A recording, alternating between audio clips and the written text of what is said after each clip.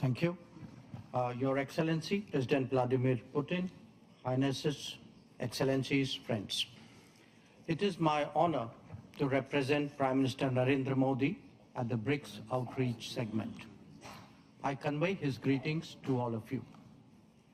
Let me join colleagues in thanking President Vladimir Putin for the excellent arrangements and the warm hospitality.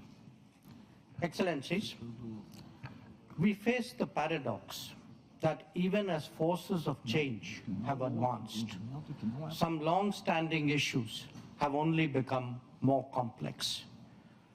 On the one hand, there is the steady diversification of production and consumption.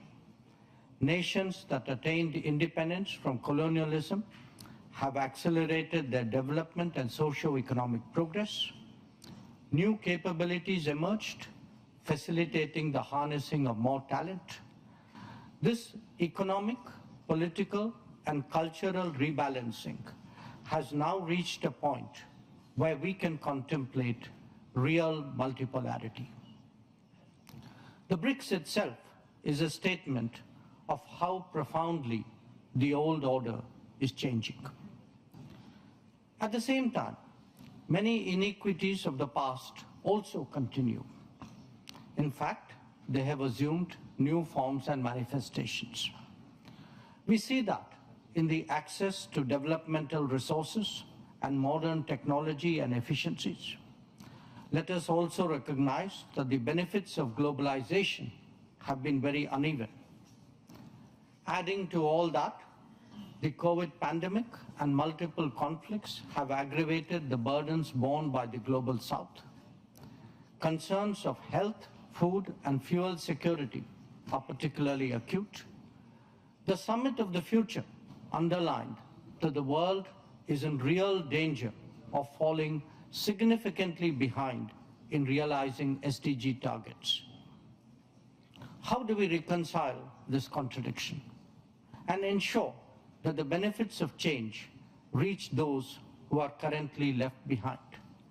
How do we create a more equitable global order?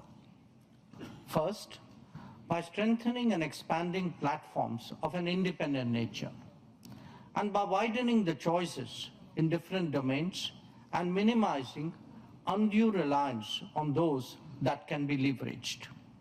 This is really where BRICS can make a difference for the global South. Second, by reforming established institutions and mechanisms, especially the UN Security Council in the permanent and the non-permanent categories. So too, the multilateral development banks, whose working procedures are just as outdated as that of the UN. India initiated an effort during its G20 presidency, and we are glad to see that Brazil is taking it forward. Third, by democratizing the global economy through creating more production hubs. The COVID experience is a sharp reminder of the need for more resilient, redundant, and shorter supply chains. For essential needs, every region legitimately aspires to create their own production capabilities. Fourth, by correcting distortions in global infrastructure that are a legacy from the colonial era. The world urgently needs more connectivity options that enhance logistics and mitigate risks.